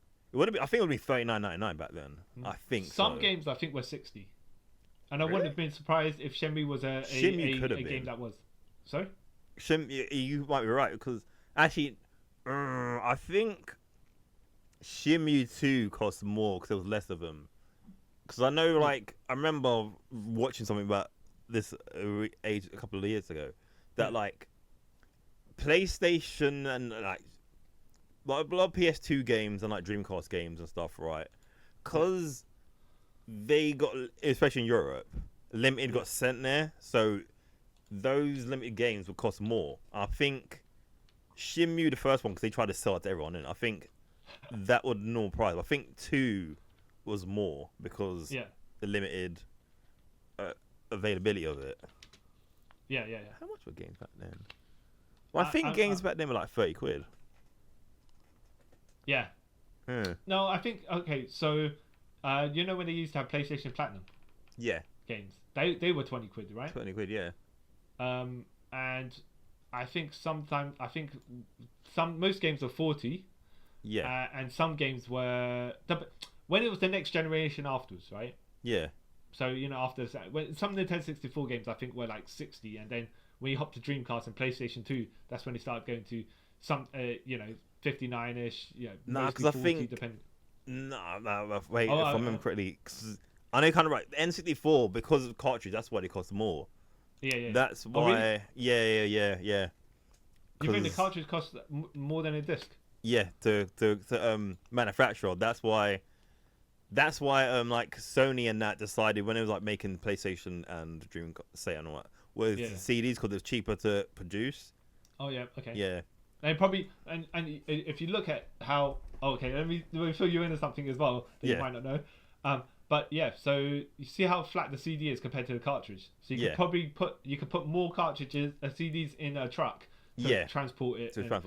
It's the same with when you have orange juice. Yeah. And you get it from concentrate because they'll transport the concentrate. Yeah. And then rehydrate it. Yeah. Yeah. But did you know about the washing machine as well? What? So, washing machines used to come with a concrete block. At the bottom of it. Yeah. Right? So the machine doesn't rock. Yeah. And some guy went to the washing machine manufacturer and said, "I've got a solution for that problem." Yeah. So then, that the transport truck is not doesn't have to carry so much weight. Yeah. So I think it's a 20 kilo concrete block. Yeah, something stupid. Yeah. So he's like, I've got an idea. Factual idea. Yeah, 100% will work. That will line the load that your trucks have to carry all the time, so you don't spend so much fuel. Blah blah blah. Right. Yeah. And I think he got the contract written up for him that the secret they can tell them or whatever it is. Yeah. Yeah. And he's like this. Yeah. So what you can do is take out the concrete block, leave that space there, right, and put like a tank. Yeah. Yeah. So when you put it in the customer's house, you fill that tank with water, and the washing machine will stay stable. Money. Yeah. How much millions you got for that, right? Something a simple idea as well. Yeah. That's great. Oh. Yeah. Because I remember trying to move one of those ones with a cement block in it, and this was young. This was before I started going gym and stuff. This was proper younger because my gran had one, and that was a nightmare. Just like trying to like get it from the wall, like little bits where it's in the wall to get it out from that. And that washing machines, you can like two people just literally like just lift it with no ease and put it where it's got to go or whatever. So it's crazy. Yeah. I mean, their machines, even after you have the water, like without the concrete block, they've got heft to them as well. Yeah. Like when you were talking about maneuvering, were you using a trolley or whatever it is? Like trying to like get onto the trolley, so you kind of shift it up and then just even do that. Yeah. We've come a long way in like society. Yeah. Don't have discs anymore really for games, but Yeah, exactly. Which is why I was like, okay, so I understand the disc manufacturing process. You got to purchase the parts, whatever, put it together, and then you put it in the stores, yeah. And that's why a game costs £60 because you got to pay. Yeah. HMV, for example, to sell it. Then you got to pay your producers, manufacturers, blah blah blah, all the raw parts and everything, Yeah. But then you're telling me a download is still £60? Yeah, this is. Even though I'm me personally, right? I'm a digital person now. I'd buy my game digitally because I ain't got the space to be put in physical games. But even that annoys me. Like that's why it irks me to buy a brand new game. It's like you're charging me more than if I was to buy the disc from a shop. Yeah. But I'm getting nothing. Yeah. I always thought, and but this is pure greed as well. But I always thought the incentive to buy digital is then it should be like it's slightly cheaper. Yeah. Even if £10 cheaper, whatever, right? Yeah. People will be like, oh, that's cool. That's fine. That's I could take a digital, not have the physical for the £10 discount. Yeah. But what it also is so people buy the physicals, right? Then they go to somewhere like CX or Awesome Games or whatever it is, right? GameStop, and part exchange it 2 days after they bought it. Yeah. And then that profit only goes to the second-hand exchange shop. It does not go back to the company, and they want to stop stuff like that, which is fine. Yeah, which is fine. Yeah. But then shouldn't you then incentivize people to buy digital? Yeah. Rather than you're lining your own pockets because that's what it is. It's stupid. It's stupid. Is it going to stop me from buying digital? Or even if you can say buy a digital version and you get an extra skin or DLC or whatever. Yeah, something. Yeah. But. Yeah, it's lying in their pockets. So, yeah. Except for with Shen Mue, where they went the other way around. Oh, Shen Mue. Yep. Most expensive game ever made, and Well, at the time, yeah. Not anymore. Yeah. At the time. And the game that destroyed Sega, apparently. Wait, hold on. Shen Mue 2, did that even come out on Dreamcast? It came out on Dreamcast, yeah. Because I was... Yeah, that's right. I think in some parts of the world, and I think America, it actually did not come out on Dreamcast. They didn't really... No, because it's strange as well, right? Because the because the European version, because I think it had a bigger, Shen Mue had a bigger, well, Dreamcast in general had a bigger fan base in Europe, innit? Oh, right. So they released Shen Mue 2 here, but it didn't have the English voices in it. It was Japanese. Really? Yeah, so it had the English subtitles, but not. Yeah. So when I actually got to, the only time I actually got to hear the proper, let's say the proper voices, but the original voices, was when they re-released it on the Xbox a couple of years later. And let me tell you about that as well. Yeah. It's like they used the original recordings because I can hear the scuff behind. Yeah. And the people that are doing the voice recording, like the guy playing Ryu, he's stiff, right? I don't know if he's purpose to be because of that. But then some people are, like Tom and Guru are way more animated. And some people are like, some people are saying their lines with enough emotion for a certain point. Yeah. And then other times like Nazumi when she has to talk about leaving to go Canada. And then afterwards when you interact over the flower shop, she's like, "Oh, Ryu, just make sure you don't hurt yourself and stuff." And it's like, okay. I mean, okay. Yeah, I thought you were pouring your heart out to him a couple of moments ago. So, but wait till you play number 2. I want to say sometimes I do enjoy though. Yeah. The campy, hammy stiffness of it. I think it adds to the game. It's like yeah.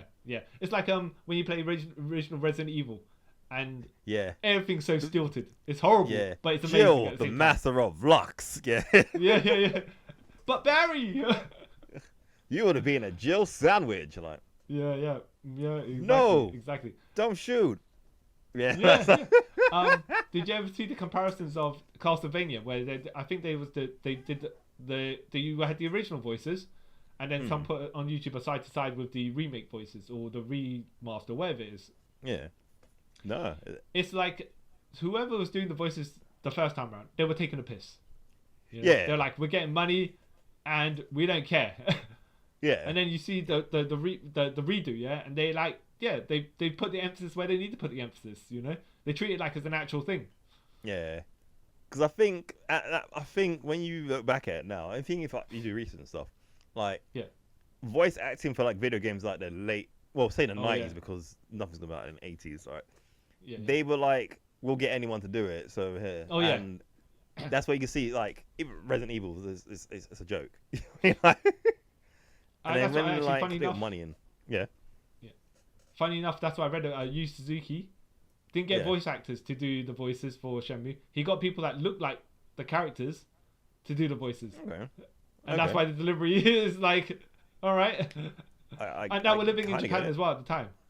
Yeah. But yeah. So do you remember the live action version of the intro of Resident Evil 1? Yes. That was that was something. Yeah. I thought it was kind of well shot in that way that they didn't have money to do it, right? Yeah. So they shot in the way where it's implied some things are more implied than others, right? But that's strategic. Yeah, that's after fact. That's editing. Yeah. I don't know because they wanted to do that. No, it's because they had to do it. That's what they could do. Yeah. But then you look at them actors and stuff like that with their actual live action acting. And I'm like, the video game in acting of the graphics is better than their acting. Jeez, man. Yeah, and these are like things that, like, get programmed. Because you know, so stiff. It probably was like, they was like, okay, let's do a casting call for any white person who's living in Japan at the time. No acting skills necessary, and you kind of look like the person we have in mind. You could play him. Have you had before? Yeah. No. Even better. And that's why it's the way it is. Yeah. Okay. He's never had to. He's got no like he's not part of any unions or anything, so we can pay him like peanuts, exposure. Yeah. By the way, did you ever see the George A. Romero trailer for Resident Evil 2? No, but I heard about it. You check it out, it's on YouTube. He films it like, because he's a horror mastermind and stuff like that. Yeah. So it's worth checking out because then like it's very short, but it's just like an idea of what Resident Evil 2 would look like if it was filmed by someone who actually cared about zombies. Yeah. Because we know Paul W.S. Anderson, his Resident Evil films, he cares about his wife. So yeah. And again, this is coming from someone who loves those City. films. Those films are. Have you seen Welcome to Raccoon City? That's the next level. I thought about it. it's one of those things where it feels so bad it's good. I would say watch it, right? But it kind of gets to that level where it's trying to be faithful to the game, but also makes bad decisions. Yeah, that's what I got told. It's like it's the most accurate to the game, but it's terrible. I was like, yeah. And it's not because they race swap characters and everything. It's just that those characters are just not written well in general. Like Leon is an Arab Indian guy and stuff like that, but that don't matter if he was written well. Yeah. But no, he's a chump. And everyone knows Leon starts off the game as a chump and becomes awesome zombie killing man. What's funny as well, because you played the remake, right? In the first version of Resident Evil 2 on the PlayStation, the only reason he missed the zombie outbreak is because I think they're saying he broke up with his girlfriend the day before, got blind drunk, and then missed his alarm. Whereas, what they say in the remake? Yeah. So, you can tell me what it is in the remake, but if I remember correctly, the reason Leon didn't make it to the Raccoon City Police Department in Resident Evil 2 on the original was because he broke up with his girlfriend the day before, got blind drunk, and then missed his alarm. Yes. Which I get, because there's got to be a reason why he's got swarmed in the police department, blah, blah, blah, yeah? Right? And that's something you find out. I think you have to read the book or whatever it is. You don't actually say it. Yeah. Whereas in the remake, what was the reason that he didn't make it to the police department in time? He was just late. It doesn't really say. Because I don't read. Because I'm lazy. I don't read like the files and stuff. I don't read because I can't bother. But it's just I think he was just late. Yeah. Oh, it's just some silly straightforward reason. It just happened not to be needed there. Where it is, His car broke down. I think. Yeah, something like that. Yeah, but it's just have a bit more character when the other stuff happens, you know? Leon's the best. Sorry. So, I don't... Do you think there'll be another anime series that actually... do you think they'll ever conclude this at some point? Whether it's comics, anime, live action? I don't think they'll do a live action, though. I don't know. I'm trying to think. It's gonna sound... I don't... it's one of those things... It'd probably be an anime, but because it sounds so bad. There's not that much of a demand. But you're saying for it. Yeah. Well, first of all, if there's an anime, do you think they're gonna remake the anime? They're gonna do a movie of the first 13 episodes of the anime, and then carry it on after, like a normal anime after that. Probably that because the cheapest alternative, right? Yeah. Because I don't know, like, because I can imagine, like you say, like do a high quality 2-hour version. Of the first 2 games.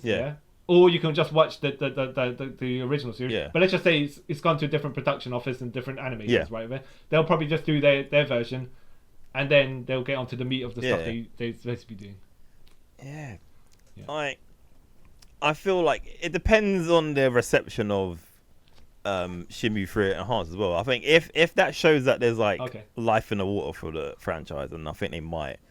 If not, I think we'll never find out unless what's his name, Yu Suzuki's like, you know what, I'm just gonna tell everyone what I had planned and this would happen, and then that's it.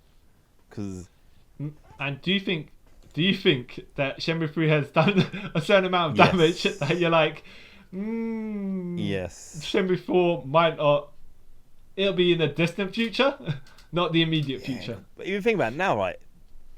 How much of the future can it wait for? Because the first one came out 27 years ago, and he must be in his 60s, right? Yep. And you know, we recently lost Akira Toriyama, so it's like, and the guy, we lost someone. The creator of Dead or Alive as well. He died recently.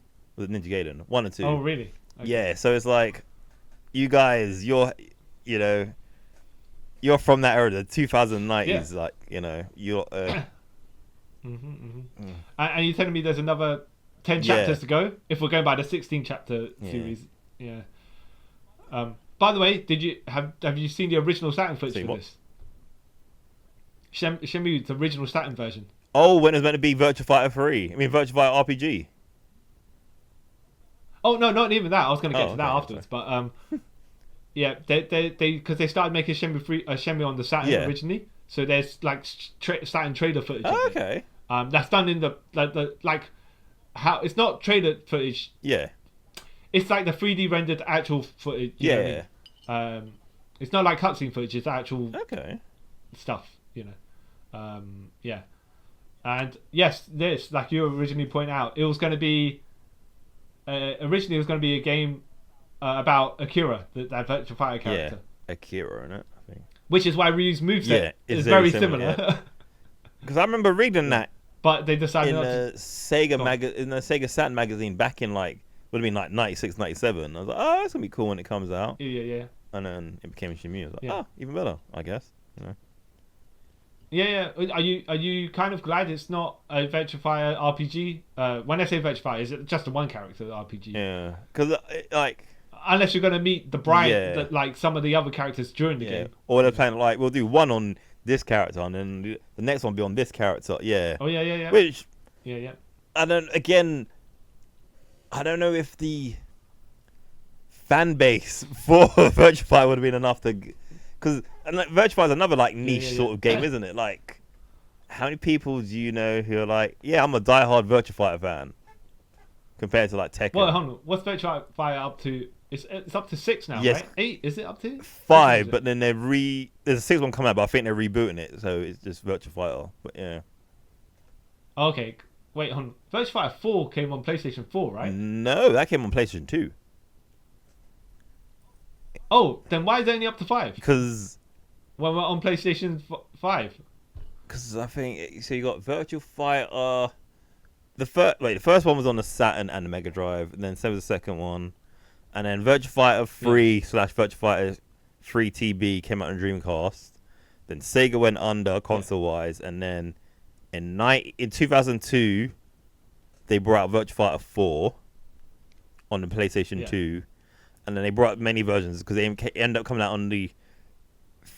They re-released it on the 360 and PlayStation 3, and then a couple of years later they did Virtua Fighter 5, and that came out on that also came out on the 360 and PS3, and then again on the PS4 and Xbox One, and then again on modern consoles, as recent as like last year, and then I was like to the build to like, hey, we're bringing out Virtua Fighter 6 / Virtua Fighter or VF, so yeah. Sega probably started the whole we're gonna bring out so many versions of one game, Well, Capcom did it first, because you know there's 8 versions. Yeah, good point. Yeah, right? Capcom started it first. Just so we finish on Shenmue, right? Looking at it from a modern day lens, I still think it's an enjoyable game. Actually, funny enough, but you're playing it at the time, and you played it more recently than I with the memories back then.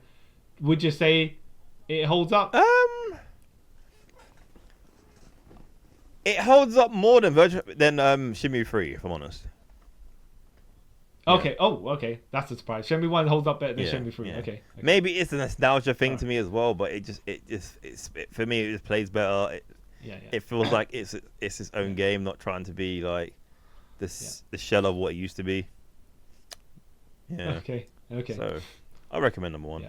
That's what, I mean, like, so we get games like Spider-Man, for example, 2018, and that is, and it's not a Yakuza game, whatever, but I think that's more of the updated system that Shenmue would have as well. Even though it moves faster because you could cover city more as well. But you interact with random NPCs and all that other stuff, you know, side missions and stuff like that. I do hope Shenmue keeps on doing the thing where it's like hidden cutscenes on certain days or you have to go to a specific area on this time or whatever. To get that interaction. Yeah, exactly. It's nice. It's like that adds to the replayability of it. I agree with that. Yeah. All right. Okay. That's okay. So you're getting a double thumbs up, and people should play Shenmue. Yes, because Shenmue 1 apparently, according to when I was looking up interesting facts about Shenmue. Apparently, Shenmue 1 created quick time events for games. So yeah, that's a good thing. So, kind of. And supposedly, I say supposedly, but at the time it was released, it was very inventive, and got high marks. I'd still give it decently high marks as well, considering when how it is when it came out. Probably not as high as I would have given it at the time I was playing it, but I still a decently casual game that you played. Did you think, by the way, it was going to conclude itself in that one game? Or did you be like, no, there's number 2 coming out? And I thought it was going to conclude itself by 2, but then I played 2 and I was like, hey, they're not going to. They can't at this point, Yeah, because the only time you see Landy when he kills your dad, right? You see Landy when he kills your dad, and then at the end when you're going on the ship to Hong Kong, because you like get the vision of Landy going to Hong Kong, right? Or if you wait for him to kill you at the end, like if you take too long, but that's it. It's like, okay, right. You build up Landy to be this badass guy that you're gonna fight at the end. You're like, no, you're gonna fight 50 bikers instead. No, exactly. Yeah. That was awesome as well. See, and this is something I knew already, by the way, because it's like 20-something years later. At the time, though, I might have been pissed because I'd be like, don't even get a fight scene with this guy where he parries everything, and at least what it is you're meant to survive the time limit or something like that. Which comes back later on in the game, but yeah. Well, it's where when there's number 2, and I know the ending of number 3, so don't. But I haven't. Yeah, we'll speak about those when we get to it, right? And like even let alone like Shen Mue the pay 1, the battle at the end. We got to fight all those bikers in the harbor, and then fight Crackhead. Yeah, like. That for me, that was good enough for me. Like, and that's cool. And then like obviously when you play it on Dreamcast on the VMD, the virtual memory device, it shows you how many you've killed. Like it'll say like start 50 and where. Oh really? Each one you kill, it'll count down and come to 1. And like, oh, this is awesome. So that's another cool thing about that. Oh, I found it as well in that same Battle Royal that I had to mix up my moves. Couldn't just be punch and kick, but you grabs and throws and stuff. You parries and counters. There's a guy with the Scott Steiner pipe as well that tries to beat you up. So he's got reach advantage and stuff like that. And you're like, oh, okay, yeah. But so I found as well, some of the sailors, when you're fighting the sailors, the first set of interactions with people, they take a decent amount of punches to go down, right? These, in the semi-mad battle some royal, people take a punch. Yeah. One punch, one finger poke, and they just fall on the floor. I'm like, okay, should they have? Wouldn't it be better if they had full life? Well, I say better, it'd be harder, right? But then that's the whole point, isn't it? But then you remember, like, at least some of them in like probably low ranking of the Mad Angels, so it's like punch to you. You're like, okay. Well, to be fair, but you would have thought in the punch fall down. You know the options menu, where you get to choose just to do the battle royale. Yeah. They would have put all the life up for those people, but anyways, yeah. But positive review, I'd say, for Shenmue 1 for myself, and you're saying positive as well, not just based on nostalgia, but it's just like Like, okay, good. All right, that concludes us for this episode of Trip Around the Multiverse. I am the brother of Minoru, Yu Suzuki, CY Chong, and I am the guy who owns the travel agent who scams you. Well, he kind of scams you, doesn't? Carl Charles. And thank you for listening to us review the classic Shen Mue from 1999 on the Dreamcast, but you can get it on like Steam now, which I recommend. Might be on sale right now. I don't know. Whenever you listen to this, just check. It could be. It wasn't on sale when I got it, but that's a while ago. Yeah. So, and Steam does sales all the time, so it could be right now. I don't know. Mm-hmm. But let us know. It depends on where you go, because there's a whole bunch of. Sorry, go on. So they interrupted you there, but it depends on where you go, because there's a whole bunch of online stuff you can get. Stores, online, sites you could get you can buy the Steam keys and whatever, and sometimes they'll have sales for certain things that another doesn't, and then Steam itself has certain sales. So you got to just go through the ones and see which ones have the pricing more to your range or your likability. So do it. Do it. Yeah. So let us know if you were even alive to play Shen Mue. Like, I don't know. Or if you remember what a Dreamcast is. Yeah. Who's your favorite character? Was it Tom, because he teaches tornado kicks and sells hot dogs and then just disappears and says, I'm going back to America. Like, okay. Yeah. And then he leaves. Not like a day later or anything. Yeah, Just yeah. leaves. Like, oh, did he already pay? Well, you know, it's funny because he teaches you tornado kick, and then literally it goes black, and then Ryu's looking at the airplane going away, and I'm like, oh, okay, all right. Did he just need to go away in the next 5 minutes? Okay. No, you can't remember. What happened there? It's fine. It's fine. Oh, Tom. Yeah, so let us know. And you can do that by clicking on. I mean, not clicking. Looking at the links above, or our handles. Well, I keep seeing links. Handles up below. So you got Instagram or TikTok, and don't forget to follow us on YouTube and give us a like, a share, and all that stuff. And if you're listening to the audio realm, don't forget to give us a review on wherever you listen to your podcast, like Apple, Spotify, all them lovely jobby stuff. And until next time, guys, I'd like to thank you all for taking a trip with us around the multiverse. Bye. Bye.